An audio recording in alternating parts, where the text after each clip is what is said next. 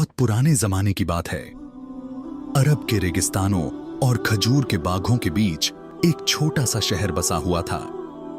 यह शहर बहुत बड़ा नहीं था, मगर यहाँ के लोग मेहनती और धार्मिक थे। हर सुबह मस्जिद से अजान की आवाज गूंजती और लोग अल्लाह की इबादत के साथ अपने दिन की शुरुआत करते। उस शहर के बाजार में एक आदमी की दुकान सबसे अलग मानी जाती थी। उसका नाम अब्दुल रहमान था। वह खजूर, अनाज और मसालों का व्यापारी था। उसकी दुकान बड़ी नहीं थी, मगर उसकी ईमानदारी बहुत बड़ी थी।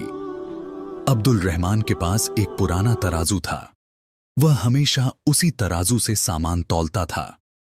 शहर के लोग कहते थे कि उस तराजू में कभी कमी नहीं होती।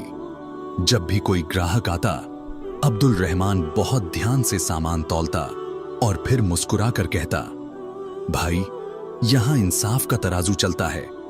इसी वजह से लोग उस पर बहुत भरोसा करते थे।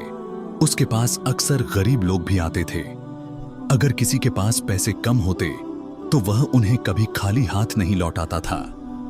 वह कहता, अल्लाह ने मुझे दिया है, इसलिए मैं भी बांट सकता हूं। उसी बाजार में एक और व्यापारी था, सलीम।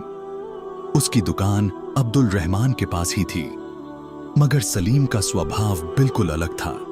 वह हमेशा ज्यादा मुनाफा कमाने के बारे में सोचता था। कभी कभी वह अपने तराजू में थोड़ी बेईमानी भी कर देता था। धीरे धीरे लोगों ने उसकी दुकान पर आना कम कर दिया और अब्दुल रहमान की दुकान पर ज्यादा भीड़ होने लगी। एक दिन सलीम अपने दुकान के सामने खड़ा था और देख रहा था कि अब्दुल रहमान की दुकान पर कितनी भीड़ है। उसके दिल में जलन पैदा हो गई। वह धीरे से बोला, आखिर यह आदमी इतना मशहूर कैसे हो गया? उसके एक दोस्त ने कहा, क्योंकि लोग कहते हैं कि यह कभी बेईमानी नहीं करता। सलीम के दिल में ईर्ष्या और बढ़ गई। कुछ दिनों बाद रमजान शरीफ का महीना शुरू हो गया। पूरे शहर का माहौल बदल गया।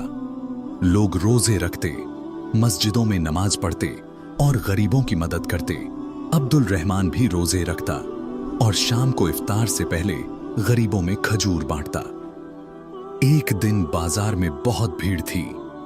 एक अमीर व्यापारी अब्दुल रहमान की दुकान पर आया और बोला, मुझे 5 किलो खजूर चाहिए। अब्दुल रहमान ने तराजू उठाया और खजूर तौलने लगा।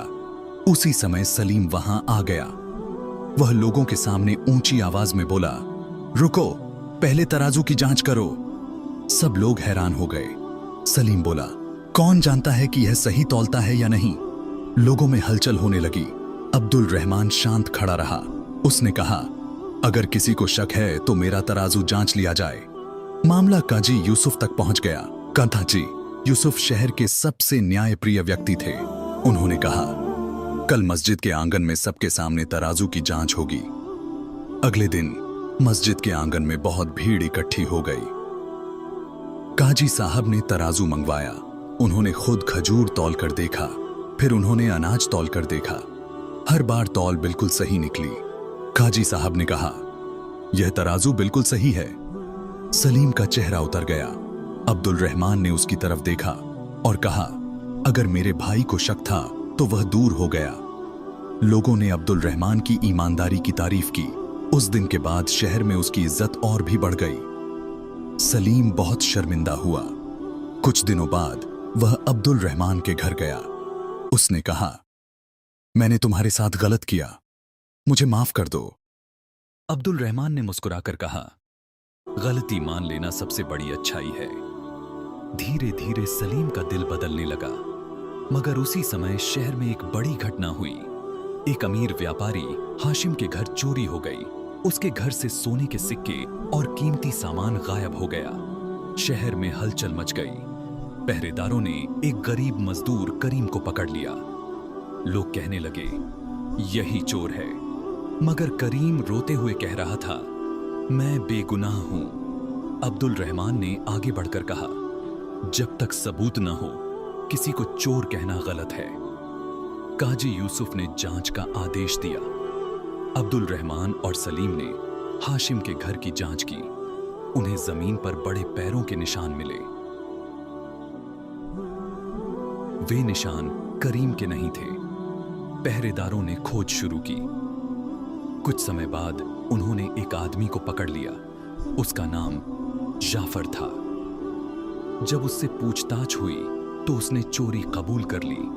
उसके पास से हाशिम का सारा सामान मिल गया। करीम को आजाद कर दिया गया। लोगों ने राहत की सांस ली। काजी यूसुफ ने कहा, अगर हमने जल्दबाजी की होती तो एक बेगुनाह को सजा मिल जाती। रमजान का महीना आगे बढ़ता गया। एक रात कुछ व्यापारी शहर के बाहर लुटेरों के हमले का शिकार हो गए। पहरेदारों ने लुटेरों को पकड़ लिया और उनका सामान वापस दिलाया। उस घटना ने भी लोगों को सिखाया कि इंसाफ और अमन की रक्षा करना कितना जरूरी है।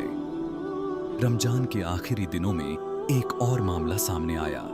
एक बूढ़ा आदमी मस्जिद में आया और रोते हुए बोला, मेरा खेत मुझसे छीन लिया गया है। उसने बताया कि एक अमीर आदमी नसीर ने उसकी जमीन पर कब्जा कर लिया है। नसीर ने कागज दिखाए और कहा कि उसने जमीन खरीदी है, मगर बूढ़ा आदमी कह रहा था कि उसने जमीन कभी नहीं बेची।